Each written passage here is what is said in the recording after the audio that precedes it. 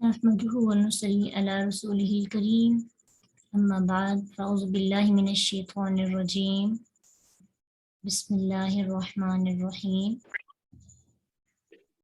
اشرح لي صدري ويسر لي أمري واحلل عقدة من لساني يفقهوا قولي رب زدني علما اللهم ربنا زدنا علما اللهم أرنا الحق حقا وارزقنا اتباعه وأرنا الباطل باطلا وارزقنا اجتنابه آمین یا رب العالمین۔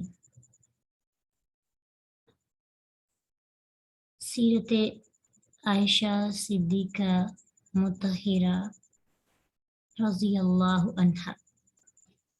آج ان کے نام کے ساتھ ہم نے مطہرہ کیوں لگایا؟ کیونکہ آج ہمیں ان کی طہارت کا پتہ چلے گا۔ آج ہم ان کے بارے میں سیکھیں گے کہ وہ کتنی پاکیزہ تھی اور لوگوں نے ان کو ٹارچر کرنے کی کوشش کی۔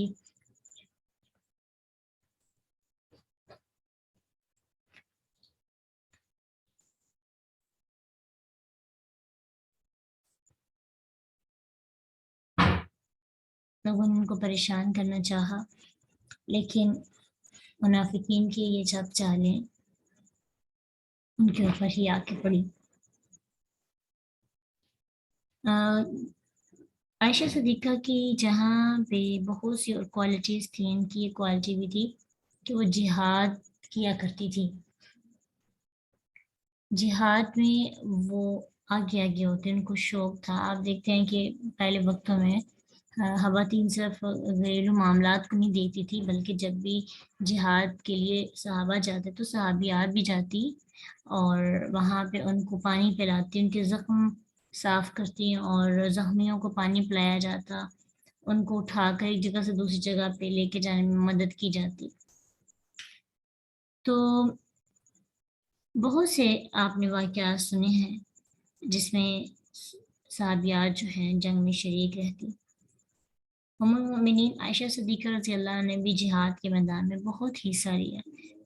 غزوات میں اللہ کے نبی صلی اللہ علیہ وسلم کے ساتھ ہوا کرتی تھی، اور غزوہ احد میں تو انہوں نے مجاہدین کو پانی پلانے اور زخمیوں کی مرہم پٹی کرنے کی بھی خدمات سر انجام دی۔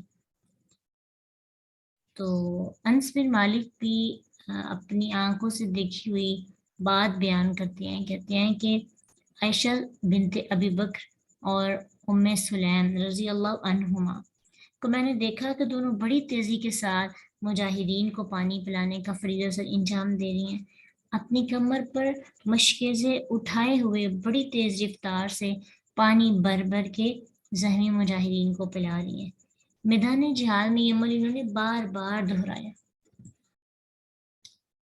تو ان کو ایک اس چیز کا بھی بہت زیادہ شوق تھا، اور وہ بڑے جذبے کے ساتھ جو ہے جہاد کے میدان میں شریک ہوا کرتی تھی۔ تو ہمارے لیے اس میں سب سے پہلے جو سیکھنے کی بات ہے، اب دیکھیں پہلے ہم ان کی زندگی پیچھے دیکھ کے کہ کتنی محبت کرتے تھے اللہ کے نبی ان سے، اور ابھی ان کی عمر بھی چھوٹی تھی جس عمر میں ان کے ساتھ نکاح ہوا اور ان کی رخصتی بھی ہوئی۔ آپ دیکھیں کہ غزوات میں بھی زیادہ سے زیادہ ان کی کتنی عمر ہوتی ہوگی، 15 سال 16 سال۔ اس عمر میں تو لوگوں کی خاص طور پہ نوجوان لڑکیوں کی تو اتنی وشز ہوتی ہیں، خواب ہوتے ہیں کہ ان کو خوابوں کے علاوہ کچھ بھی نظر نہیں آتا۔ لیکن ایک بات یاد رکھیں کہ ہمیں اس سے سبق یہ ملتا ہے کہ عورت کی زندگی کا مقصد صرف گھرداری ہی نہیں ہوتا، اپنے دائرہ اختیار میں رہتے ہوئے اسے دین کی سربلندی کے لیے بھی کچھ وقت نکالنا چاہیے۔ اب دائرہ اختیار سے مراد کیا ہے؟ کہ جتنی اللہ تعالیٰ نے آپ کو طاقت دی اور آپ کو سپورٹ دی، یعنی یہ بھی ہو سکتا ہے کہ آپ ایسے فیملی سے بلانگ کرتے ہوں جہاں پہ سپورٹ نہ ہو، جہاں پہ کسی طرح سے اختیار ہی نہ دیا جائے۔ تو اگر آپ کو باہر نکلنے کا، بازار جانے کا اختیار ہے، اگر آپ کو اور بہت سے کام کرنے کا اختیار ہے، تو یقیناً آپ اس اختیار کو بھی اپنے حق میں کر سکتے ہیں۔ تو ضروری نہیں کہ آپ باہر نکل کے دین کا کام کریں۔ سب سے پہلا کام کہ اپنی گھریلو زندگی کے ساتھ ساتھ اپنے آپ کو دین میں انوالو کریں، اپنی نمازوں کو، اپنے اخلاق کو، اپنی قرآن کو، یہ سب سے پہلے ضروری ہے۔ اب آپ اپنے ارد گرد بہت سے ایسی خواتین کو دیکھتی ہیں، عورتوں کو دیکھتی ہیں کہ جن کی زندگی میں صرف گھر کے کام ہے، صرف گھر کے کام، بہت ایکسپرٹ ہیں کھانا بنانے میں، بہت ایکسپرٹ ہیں گھر کی صفائی کرنے میں، اپنے بچوں کو سنبھالنے میں، لیکن نماز کو کہا جائے تو کہتے ہیں ہمارے پاس ٹائم نہیں ہوتا۔ ایک نہیں، ہم اگر اپنے محلوں کی بات کریں نا تو تقریباً 80% لوگ ایسے ہیں جو اس وجہ سے کہ گھر کے کام بہت زیادہ ہوتے ہیں، دین سے بہت حد تک دور ہے۔ کیا اللہ تعالیٰ نے ہم سے یہ پوچھنا ہے کہ تمہارا گھر کتنا صاف ہوتا تھا؟ میرا نہیں خیال کہ ہم سے یہ سوال ہو کہ تمہارے گھر میں کتنی صفائی ہوتی تھی، یا تم کتنی اچھی کوکنگ کرتی تھی، یا تمہارے کھانے سے سب خوش تھے کہ نہیں۔ وہ ایک اچھی بات ہے، وہ ہماری کوالٹیز ہیں کہ ہم دوسروں کو خوش رکھنے کے لیے کرتے ہیں، لیکن دوسروں کو خوش رکھنے سے پہلے اللہ کی رضا کہاں پہ گئی؟ اللہ کہاں پہ گئی؟ ہمیں سوچنا چاہیے، اپنے لیے دعا کیا کریں، یا اللہ مجھے گھرداری سنبھالنے والی عورت نہ صرف بنانا، میں اپنے دین کو بھی سنبھالنا چاہتی ہوں۔ تو ایک عورت بھی ایک مرد کی طرح دین کے لیے سب سے پہلے تو اپنے دین کو خود پہ امپلیمنٹ کرے، خود عمل کرے، اور اپنے گھر کے اندر دین کے سربلندی کے لیے وقت نکالے۔ کیسے؟ اپنی اولاد کی تربیت دین کے لیے کرے۔ اس کے لیے سب سے پہلی ترجیح تو یہ ہے اپنے گھر کا ماحول اچھا بنائے۔ اگر اس کے گھر کا ماحول ہی دین پہ نہیں مبنی، اور بس وہ کھانا کھلا رہی ہے دوسروں کو، اور کپڑے دھو کے دے رہی ہے، پریس کر کے دے رہی ہے، کتنے بڑے بڑے اور محنت اور مشقت والے کام اپنے گھر والوں کی خدمت میں کرتی ہے، تو کیا وہ عورت ان کاموں کو نارمل کوالٹی کا رکھ کر دین کو انوالو نہیں کر سکتی؟ اپنے بچوں کو لے کر بیٹھ کے قرآن کی باتیں نہیں بتا سکتی؟ خود قرآن کے لیے وقت نہیں نکال سکتی؟ ہم سے اس چیز کا سوال ہوگا کہ تم میں نے اتنی اپرچونٹیز دی تھی، تم فلاں بھی کرتے تھے، فلاں بھی کرتے تھے، کہ تمہارا دین کی سربلندی کے لیے وقت کہاں پہ گیا؟ ٹھیک ہے، تو پرائیورٹیز ہماری چیک ہوتی ہیں، اگر ہماری سوچ کے اندر نہیں تو پھر اللہ تعالیٰ آہستہ آہستہ ہماری زندگی کے اندر سے وہ چیزیں نکالتا جاتا ہے۔ تو یہ بات ہمیں اپنے ذہن میں رکھنی ہے کہ اس وقت کی عورتیں اور آج کی عورت میں کیا فرق ہے۔ اسی لیے دیکھیں کہ عورت خوش رکھنے کی کوشش کرتی ہے سب کو، لیکن پھر بھی ناکام ہو جاتی ہے۔ تو اس وقت کے دور میں عورتیں اتنی اٹریکٹ بھی نہیں کرتی تھی دوسروں کو اپنی طرف، نہ ان کے پاس وہ حسن تھا، مطلب حسن سے مراد ہے کہ زیب و زینت کرنے کے لیے وہ تمام آرائش اور زبائش کرنے کے لیے وہ سب چیزیں جو ہم استعمال کرتے کچھ بھی نہیں تھا، لیکن محبت کتنی تھی اپنے خاوند سے، محبت کتنی تھی اپنے گھر والوں سے۔ تو ایک بات ہمیں یہ پتہ چلتی ہے کہ عورت کی زندگی، عورت کی سوچ، عورت کی ترجیحات، یہ سب چیزیں چیک ہوتے ہیں۔ اکیلا یہ نہیں کہ آپ کا فوکس صرف ایک پوائنٹ پہ ہو اور اللہ تعالیٰ پھر آپ اس پوائنٹ پہ پورا کامیاب کر دیتے ہیں۔ آپ کی زندگی کے اندر اور بھی بہت سے مقاصد ہوتے ہیں، اور اس میں سب سے پہلا مقصد آپ کا دین ہونا چاہیے کہ میں اپنے دین پہ کیسے عمل کر رہی ہوں۔ میں نے اپنی گھریلو زندگی میں اپنے دین کو کمپرومائز تو نہیں کیا؟ کیسی ہے کوالٹی میرے دین کی؟ ہر چیز میں کوالٹی چاہیے نا ہمیں، یہ کام دی بیسٹ ہونا چاہیے، اور اس کام میں کوئی کمپرومائز نہیں، اپنی طرف سے نمبر 1 کرنے کی کوشش کرتے ہیں۔ نماز کو نمبر 1 پڑھنے کی کبھی کوشش کی؟ بر وقت پڑھنے کی کوشش کی؟ سنتے پڑھنے کی کوشش کی؟ پھر اللہ تعالیٰ کے ساتھ گفتگو کرنے کی کوشش کی؟ تو کہاں ہے یہ سب چیزیں؟ کیا اس کا ہم سے سوال نہیں ہوگا؟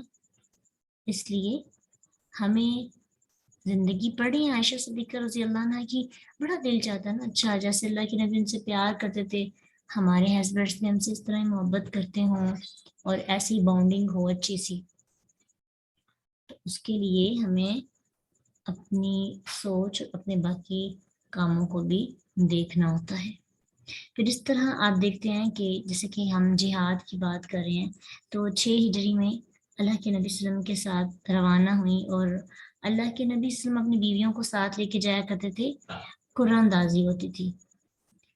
عائشہ صدیقہ رضی اللہ عنہ کا نام نکلا اور وہ چلی گئی ساتھ غزوہ پہ، لشکر کے ساتھ چلی گئی۔ اب اس لشکر میں جو واقعہ پیش آیا نا، تو وہ کبھی پہلے نہیں تھا پیش آیا۔ کوئی دشمنوں کی چال کی وجہ سے ایک بہت بڑی مصیبت میں پوری کی پوری کمیونٹی، سوسائٹی، مسلم سوسائٹی شکار ہو گئی، سب کے ساتھ۔ یہ نہیں کہ ایک گھرانہ، اللہ کے نبی کے گھرانے کی بات اگر ہو تو سب کے سب اسے امتیاز ہوتے ہیں۔ اب ہوا کیا کہ آپ نے یہ واقعہ بھی پڑھا ہوگا کہ ایک اذیت ناک حادثہ کہ عائشہ صدیقہ رضی اللہ عنہ پہ منافقین نے تہمت لگا دی، ان کی عزت کو خراب کرنے کی کوشش کی اور ان کے اوپر کیچڑ اچھالنا چاہا۔ پھر ایسا ہوا کہ لوگ بہت کنفیوز ہو گئے۔ آپ جانتے ہیں کہ جیسے ان کا ہار گم ہوا تھا، تو ہار کو ڈھونڈنے کی وجہ سے وہ قافلے سے پیچھے رہ گئی، اور پھر یہ ہے کہ ان کی آنکھ بھی لگ گئی۔ وہ واقعہ آپ کو ڈیٹیل میں پتہ ہے کہ کس طرح سے یہ واقعہ پیش آیا، اور پھر منافقین نے ان پر تہمت لگائی، ان کو ناپاک کہنا چاہا اور ان کی عزت کو خراب کیا کہ یہ جو ہے کسی اور میں انوالو ہیں، کسی اور کے ساتھ آئی ہیں۔ یہ ہر انہوں نے بہت سی باتیں کی جس کی وجہ سے کیونکہ مسلمانوں کے پاس بھی ثبوت نہیں تھا کہ وہ ان کی بات کو انکار کر سکیں، اور کیونکہ پراپر ایک گواہی چاہیے ہوتی ہے۔ اب جب انہوں نے دیکھا آتے ہوئے عائشہ صدیقہ رضی اللہ عنہ کو ایک صحابہ کے ساتھ، تو اس وجہ سے پھر تہمت کا سلسلہ شروع ہو گیا۔ اب یہاں پہ مسلمان بھی بہت زیادہ کنفیوز ہو گئے۔ یہ نہیں تھے کہ صرف منافقین، مسلمان بھی کنفیوز ہو گئے۔ کچھ مسلمانوں نے تذبذب کا شکار ہو گئے، کچھ بالکل خاموش ہو گئے، اور کچھ جو ہے وہ ایک منافقین جو تھے ایک جگہ سے دوسری جگہ باتیں پہنچانے لگے، افواہیں پھیلانے لگے، پھیلتی پھیلتی بات سب تک چلی گئی۔ عائشہ صدیقہ رضی اللہ عنہ کو اس بات کا اتنا پتہ نہیں تھا کہ میرے بارے میں یہ باہری باتیں ہو رہی ہیں، اور بس لیکن یہ ہوا کہ اللہ کے نبی صلی اللہ علیہ وسلم نے ان کے ساتھ بات چیت کرنا اور ان کے ساتھ جو گفتگو تھی نا وہ تھوڑی کم کرنا شروع کر دی۔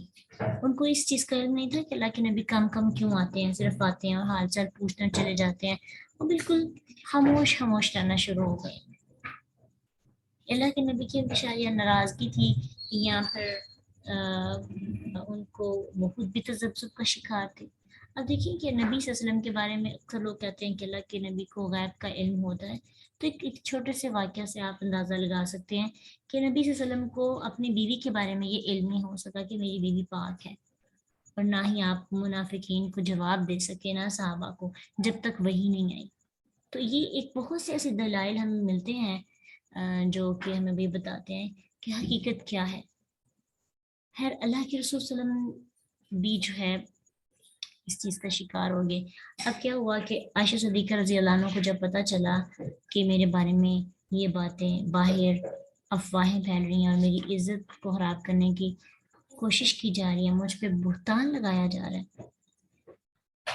تو بہت پریشان ہوں۔ کہتی ہے میں اتنا رونا شروع کر دیا کہ میرے آنسو نہیں تھمتے تھے، یعنی مطلب کہ ساری کا سارا معاشرہ کوئی بھی ان کے بارے میں کھڑے ہو کے نہیں کہہ رہا کہ نہیں وہ صحیح ہے۔ کہتے پہلے تو میں بیمار تھی، 1 مہینہ تک میں بیمار رہی، تو لوگ باہر باتیں کر رہے تھے، مجھے نہیں پتا، لیکن مجھے یہ تھا کہ اللہ کے نبی کا رویہ بدلا ہوا ہے، اور وہ شفقت وہ محبت نہیں دیکھ رہی تھی۔ آپ آتے روکھے پیکے انداز میں حال چال پوچھ کے چلے جاتے، اور کہتے ہیں کہ مجھے پھر ایک عورت نے آ کر صحیح خبر دی اور بتایا، تو میں تو بڑی حیران رہ گئی، میری بیماری میں اضافہ ہو گیا، میں سارا دن روتی رہی، آنسو تھمنے کا نام نہیں لیتے تھے۔ کہتی آنکھوں سے نیند اڑ گئی، میرے والدین میرے پاس تھے، میں مسلسل 2 راتیں 1 دن روتی رہی، آنسو رکتے ہی نہیں تھے، نیند بھی نہیں آتی تھی، ایسے تھا کہ جیسے رو رو کے میں نے میرے جگر کو میرا رونا دھونا چھلنی کر دے گا. آپ خود امیجن کریں ایک کام آپ نے کیا ہی نہیں, آپ کے اندر وہ برائی ہے نہیں, پورے کا پورا معاشرہ اور پھر آپ کا اسپاؤس جس سے آپ اتنی محبت کرتے ہیں, جو آپ کے بالکل ساتھ رہتا ہے, جس پر آپ کو پورا یقین اور بھروسہ اور اس کو بھی ہے, لیکن وہ لوگوں کی باتوں کی وجہ سے تذبذب کا شکار ہو جائے.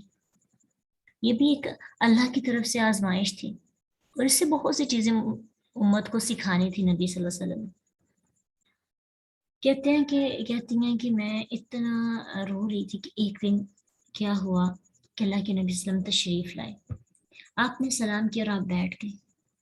کہتے ہیں میرے بارے میں باتیں ہو رہی تھی, آپ میرے پاس بیٹھتے ہی نہیں تھے. کس قدر ان کا صبر ہوگا کہ وہ مطلب ایک بندہ آپ کے اتنے قریب رہتا ہے وہ تھوڑا سا دور ہونے لگے. کہتے ہیں مہینہ کوئی وحی نازل نہیں ہوئی.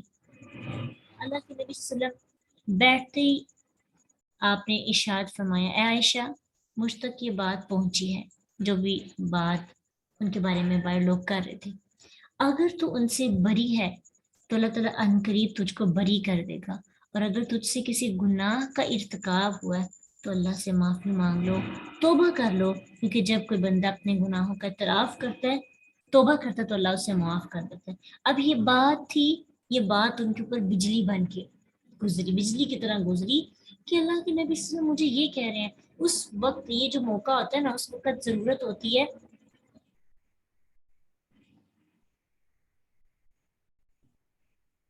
اپنے اسپاؤس کی. کیا ضرورت ہوتی ہے کہ کہ یہ میرا جو شریک حیات ہے وہ کم از کم یہ کہ نہیں, مجھے اپنی وائف پر یقین ہے, وہ کبھی بھی ایسا نہیں کر سکتی. لیکن دراصل وہ سین ہی ایسا تھا, سچویشن ایسی تھی. اب اللہ تعالیٰ کے نبی نے جب یہ بات پوری کی تو کہتے ہیں کہ میرے آنسو بالکل خشک ہو گئے. اب ایسے جیسے رونا بھی نہیں آنا, آنسو ٹپکنے کا نام ہی نہیں لے رہے. بالکل میں اندر سے باہر سے جیسے بندہ خالی ہو جاتا ہے. میں نے اپنے بابا کو کہا کہ آپ میرے بارے میں اللہ کے نبی صلی اللہ علیہ وسلم کو جواب دیں. کہتے انہوں نے بھی کہا کہ میں کیا جواب دوں, مجھے کچھ نہیں پتا. کہتے میں نے اپنی والدہ کو کہا, میری والدہ نے بھی یہی جواب دیا کہ میں اللہ کے نبی کو کیا کہوں, مجھے بھی علم نہیں. اب ماں باپ سے بڑھ کے کون ہوتا ہے. کہتے ہیں کہ میرا دل اتنا غمگین ہوا کہ جب میں نے یہ دیکھا کہ میرے ماں باپ بھی اللہ کے نبی صلی اللہ علیہ وسلم کی طرف بات کرتے ہوئے ہچکچا رہے ہیں. میری طرف سے انہوں نے کوئی بھی بات نہیں کی. پیرنٹس کرتے ہیں نا, آج اگر عورت پرابلم میں ہو تو پیرنٹس جا کے اس کی طرف سے بات کرتے ہیں, گرچہ ان کو پتہ بھی ہو کہ نہ ہو کہ ہماری بیٹی کا سچی ہے ہی نہیں. کہتے ہیں میں خاموش ہوگی, میں بھی کچھ نہیں بولی. میں نے اپنا معاملہ اللہ کے ثبوت کر دیا کہ وہی میرے معاملے کو حل کرے گا. اور میں نے اپنی صفائی کے لیے کچھ بھی نہ کہا. جب انسان یہ دیکھتا ہے نا کہ یہاں پہ کسی نے میری بات سننی نہیں, ماننی نہیں, تو پھر اس وقت مزید صفائیاں دینے کی ضرورت نہیں رہتی. پھر انسان کو صرف اللہ کی طرف رجوع کرنا چاہیے کہ یا رب تو ہی ہے جو میرا ساتھ دے سکتا ہے. اب ان کو تو پتا تھا میں سچی ہوں, لیکن لوگوں کو تو نہیں پتا تھا. عائشہ صدیقہ رضی اللہ عنہا کی حدیث میں آتا, کہتی ہیں کہ جب میں 9 عمر تھی اور قرآن بھی میں زیادہ نہیں پڑھی تھی, تو میں نے رسول اللہ صلی اللہ علیہ وسلم کو جواب دیتے ہوئے کہا, اللہ کی قسم جو کچھ آپ نے میرے بارے میں سنا ہے میرے علم کے مطابق وہ آپ سب کے دل میں گر کر چکا ہے, یعنی آپ کو یقین ہو گیا ہے, آپ نے ان سب باتوں کو سچ مان لیا. اس موقع پر اگر میں یہ کہوں کہ میں بالکل بے گناہ ہوں, بے قصور ہوں, تو مجھے سچا نہیں مانیں گے سب. اور اگر میں جرم کا اعتراف کروں جو اللہ جانتا کہ میں نے نہیں کیا, تو تب آپ مجھے سچا مانیں گے. اللہ کی قسم اس موقع پر میں یوسف علیہ السلام کے والد محترم کی بات ہی کہوں گی. کیا فصبر جمیل واللہ المستعان علی ما تصفون. کہتے ہیں یہ بات کہہ کر میں اٹھی اور میں بستر پر لیٹ گئی, اور میں نہیں جانتی تھی کہ اللہ تعالیٰ کی طرف سے میرے لیے وحی آئے گی. اور مجھے یہ تھا کہ اللہ مجھے ضرور بری کریں گے، اللہ کے نبی کو کوئی خواب آ جائے گی، لیکن میں نے سوچا ہی نہیں تھا کہ قرآن کے اندر میرا ذکر ہوگا اور میرے بارے میں اللہ کی طرف سے وحی آئے گی۔ کہتے میں دوسری طرف چہرہ کر کے لیٹ گئی کہ اتنے میں کیا ہوا کہ اللہ کے نبی پر وحی نازل ہونے کے اثرات نظر آنے لگی۔ آپ پسینے سے، جب آپ پر پسینہ آ گیا، پسینے کے قطرے موتیوں کی طرح گرنے لگی، وحی کے بوجھ کی وجہ سے آپ پر ایسی کیفیت طاری ہوتی تھی کہ آپ کو بہت پسینہ آتا تھا۔ وحی نازل ہوئی، جب وحی اتری تو آپ مسکرا کر اٹھے، آپ کا چہرہ خوشی سے تمتما رہا تھا، کیونکہ آپ خود بھی چاہتے تھے کہ عائشہ صدیقہ رضی اللہ عنہا کے بارے میں کوئی وحی آئے، کوئی بات آئے، تاکہ میں لوگوں کو بھی بتاؤں۔ کہا عائشہ مبارک ہو، اللہ نے تجھے بری کر دیا۔ اور کہتی ہیں کہ میری امی کہتی ہیں کہ عائشہ اٹھو اور اللہ کے نبی کا شکریہ ادا کرو۔ تو میں نے کہا نہیں، میں نہیں ان کا شکریہ ادا کروں گی، میں تو اللہ کا شکریہ ادا کروں گی، میں اٹھ کر ان کے پاس نہیں جاؤں گی، میں تو آج اپنے رب کا شکریہ ادا کروں گی جس نے میری عزت کی لاج رکھی ہے۔ تو ایک بات ہمیشہ یاد رکھیں کہ چاہے آپ نبی کی بیوی ہوں، جب تک اللہ ساتھ نہیں دیں گے کوئی آپ کی عزت کی حفاظت نہیں کر سکتا۔ آپ کو اپنی عزتوں کی حفاظت کے لیے سب سے پہلے کس سے رجوع کرنا ہے؟ اللہ سبحانہ تعالیٰ سے، اللہ کی طرف اپنے چہرہ اٹھانا ہے اور اللہ کو کہنا ہے کہ اللہ میری مدد فرما، کیونکہ اللہ کے علاوہ کوئی آپ کی مدد نہیں کر سکتا۔ اب دیکھیں کہ عائشہ صدیقہ رضی اللہ عنہا کی منزل بہت بڑی تھی نا، انہوں نے آئندہ آنے والے دور میں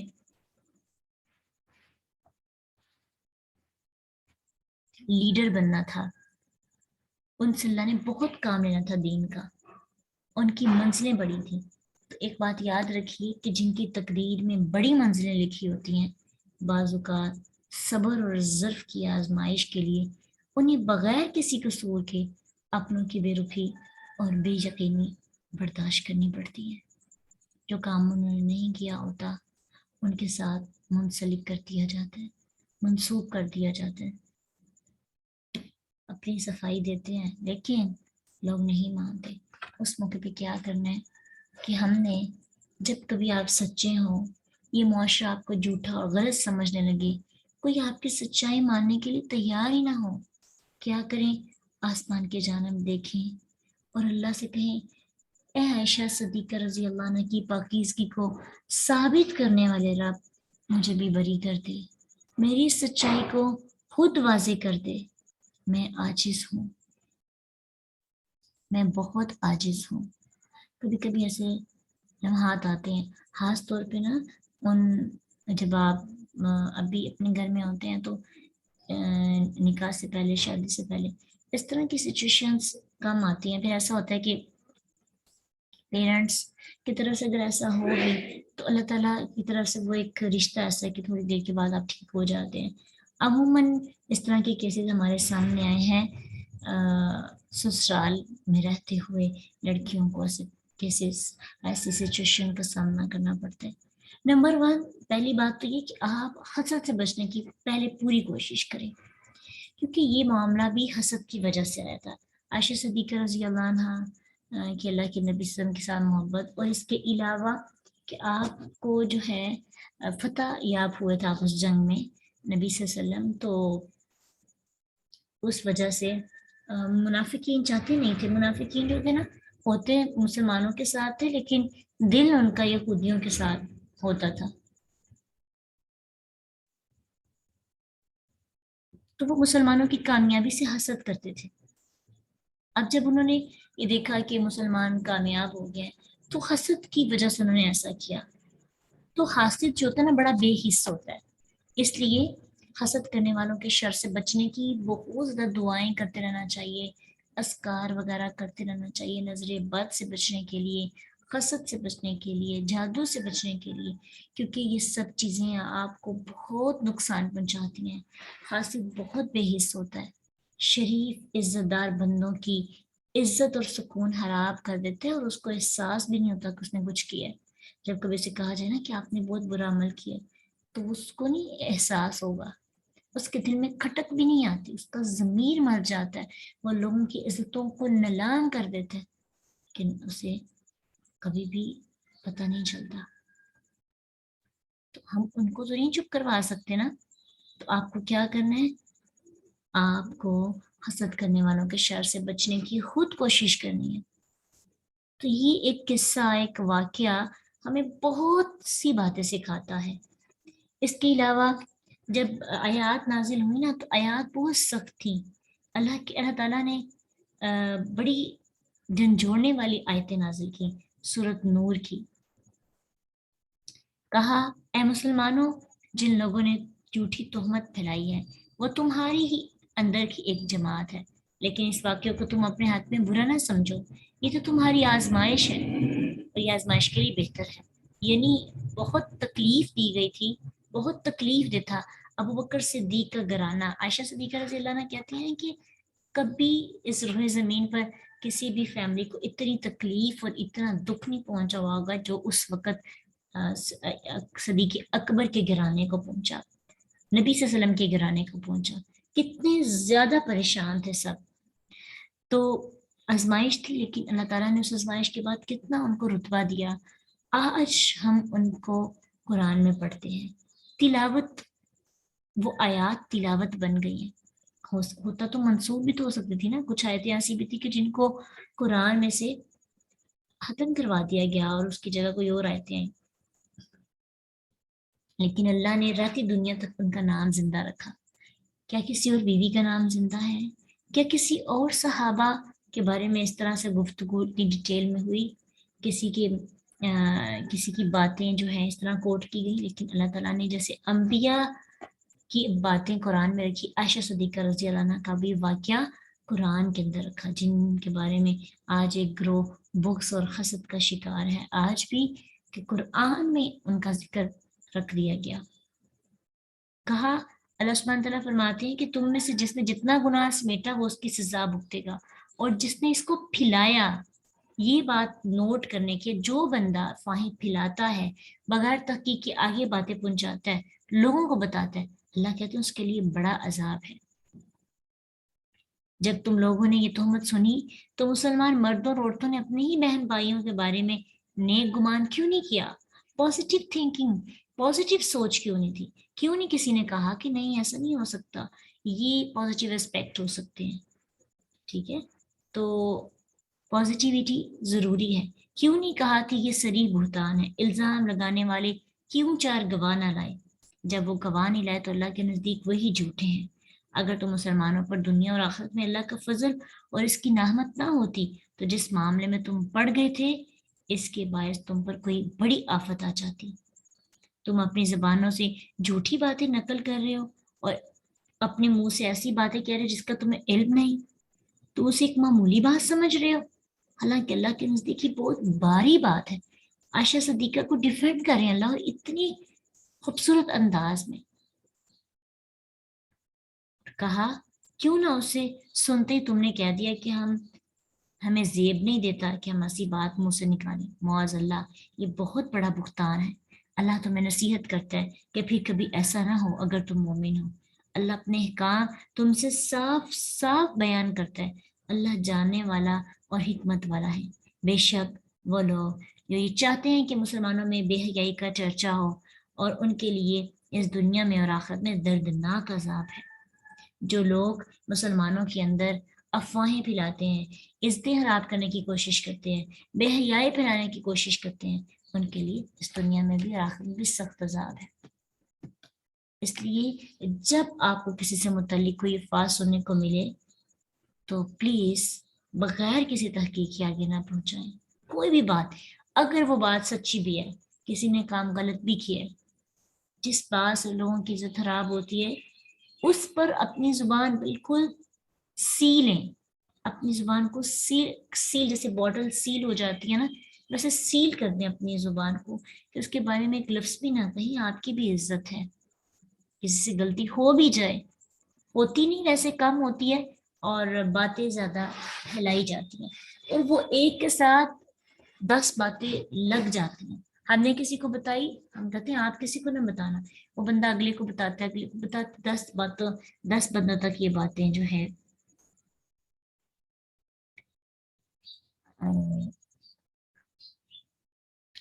फैलती जाती हैं। ठीक है, तो इसलिए वो राई का पहाड़ बन जाता है। तो उस वक्त आप सिर्फ खामोश रहें, और अगर कोई बात करे आपके घर में, फलां की बेटी ने ऐसा किया, फलां की बीवी ने ऐसा किया, तो आप मना किया करें, कहीं हम भी उन लोगों में शामिल ना हो जाए जिन्होंने आयशा सिद्दीक़ा रज़ी अल्लाह अन्हा पर तोहमत लगाई थी, उनके बारे में गुफ्तगू की थी, उनको परेशान किया था। ठीक है, इसलिए इस चीज़ का हमें खास याद रखना, ये ना हो कि हम भी उसी सफ में शामिल हो जाए। अल्लाह के नबी वसल्लम की बीवियों ने इस मौका पर बहुत ज़्यादा एक खूबसूरत रवैया इख्तियार किया, और अब आप रज़ी अल्लाह अन्हा की जो है सफाई उन्होंने भी पेश की।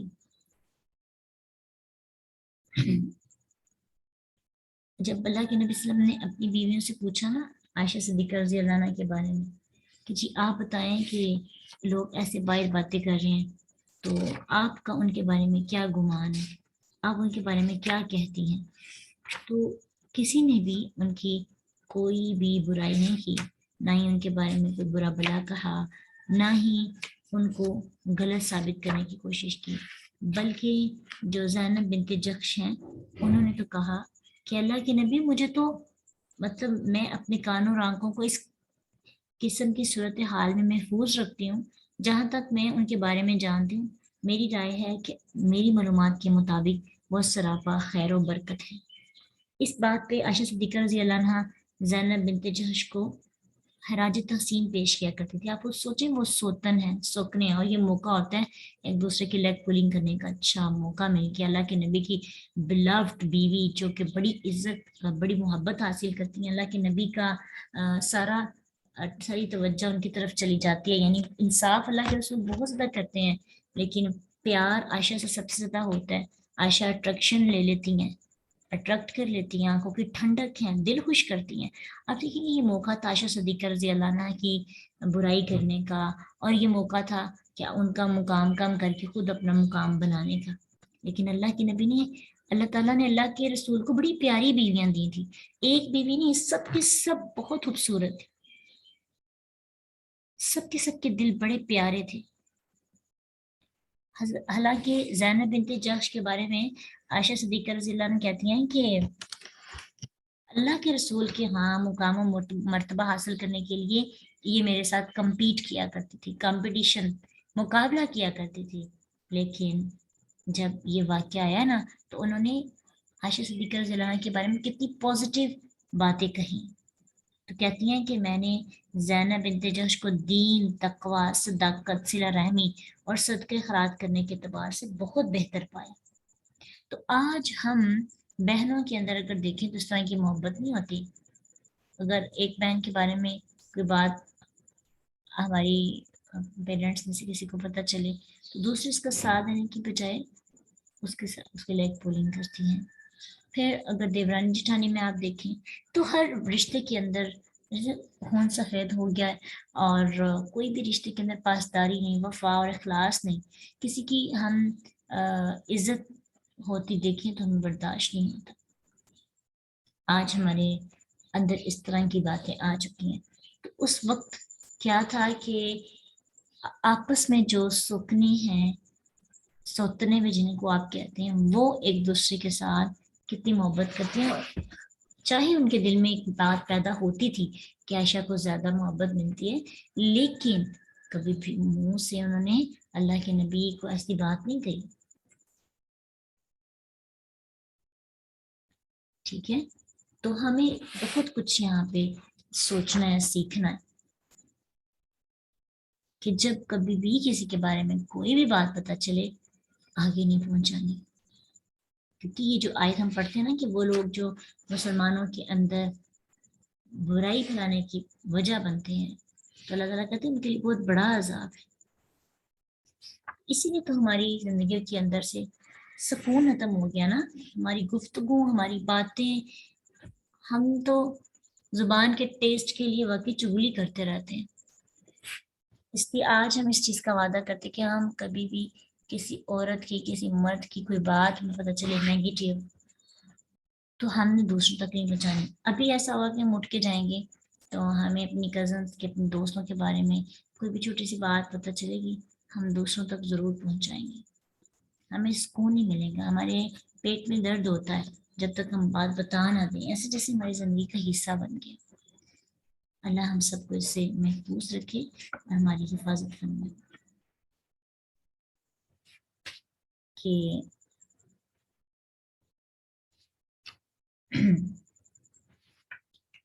جی جہاں تک یہاں پہ جو ہم لرن کرتے ہیں، سیکھتے ہیں، کہ اس میں یہ کہ آپ وسلم پر جب وہی نازل ہوئی تھی تو آپ وسلم خوشی کے ساتھ عائشہ صدیقہ رضی اللہ عنہ کے پاس آئے اور ان کو آ کر خوشخبری دی. اور پاسبل ہے مطلب کہ بہت سی روایات میں یہ بھی ہمیں ملتا سننے کو کہ آپ وسلم کے بعد میں بہت غمگین بھی ہوئے تھے کہ آپ اس وجہ سے. لیکن آپ کے وسلم کو اس چیز کا بھی اندازہ ہوا تھا کہ اللہ تعالیٰ کو جب تک اللہ کے نبی کو اللہ کی طرف سے کوئی بات نہیں آتی، وما ينطق عن الهوى ان هو الا وحی یوحی، کہ نبی اپنی طرف سے کچھ بھی بات نہیں کہتا، وہ جو بھی کہتے ہیں وہ ان کو وحی آتی ہے. تو وحی نہیں آئی، اس وجہ سے وہ کوئی بات عائشہ صدیقہ رضی اللہ عنہ کے بارے میں نہیں کہہ سکے. تو جیسے اللہ کے نبی صلی اللہ علیہ وسلم عائشہ صدیقہ رضی اللہ عنہ سے ناراض ہوئے، تو یہاں پہ ایک چیز ہمارے لیے بھی ہے کہ بعض اوقات آپ کے شریک حیات کی طرف سے ناراضگی پتہ تو الکی نہیں ہوتی، بلکہ کم کم بولنا، چپ چپ رہنا بھی ہوتی ہے. تو ایسا جب کبھی آپ محسوس کریں تو آپ جاننے کی کوشش کیا کریں کہ آپ کی کیا غلطی ہے، تاکہ آپ اس کو درست کریں. خاموشی اختیار کرنا، ٹھیک ہے. کوئی آپ نے ان کے نبی صلی اللہ علیہ وسلم نے ان کے بارے میں کوئی بری بات نہیں کہی، تہمت بھی نہیں لگائی، کچھ کہا بھی نہیں، حق میں بھی نہیں بولے اور ان کے خلاف بھی نہیں بولے، چپ ہو گئے، ٹھیک ہے. تو آپ جب کبھی بھی اس طرح کی سچویشن میں ہوں، آپ کو لگے کہ آپ کا جو اسپاؤس ہے آپ سے اس کی تھوڑی سی آپ اس کا رویہ بدلتا ہوا دیکھتے ہیں، تو آپ کیا کریں، آپ جو ہے بات چیت کرنا آپ نہ چھوڑیں. جب دونوں طرف سے گفتگو کا جو بہاؤ ہے وہ بند ہو جاتا ہے تو پھر انا کا مسئلہ بن جاتا ہے، ٹھیک ہے. تو چونکہ ہم بیسٹ، بہترین کپلس بننے کے لیے لرننگ پوائنٹس نکالتے ہیں، تو آج کا جو سب سے بہترین پوائنٹ ہے یہ ہے کہ آپ اپنے شریک حیات کی ناراضگی کو بھی محسوس کیا کریں. اگر وہ بتاتے نہیں ہیں، بس ان کے لہجوں سے پتہ چلتا ہے، تو اس وقت یہ نا سوچا کریں کہ وہ خود ٹھیک ہو جائیں گے. میں نے اس بات کو نہیں دیکھنا، خود ان کو احساس ہو جائے گا کہ کون غلط ہے کون صحیح ہے. ٹھیک ہے آپ صحیح نہیں یا غلط ہے، لیکن گفتگو ضرور کریں. اور اگر کوئی کنفیوژن ہے تو اس کو کلیئر، کیونکہ اس دور کے اندر تو وہی آ جاتی تھی، آج کے دور میں تو وہی نہیں آتی نا. تو اگر ہم یہ کہیں کہ میرے آمد کو ہی پتہ چل جائے کہ میں صحیح ہوں یا غلط ہوں، ٹھیک ہے، آج نہیں وہی آئے گی. ہاں آپ اپنی طرف سے ان کو بتانے کی ضرور کوشش کریں، ٹھیک ہے. لیکن پھر اگر کوئی آپ کی بات نہ مانے تو پھر آپ اپنے رب سے رجوع کریں اور کہیں کہ عائشہ صدیقہ رضی اللہ عنہ کو بری کرنے والے رب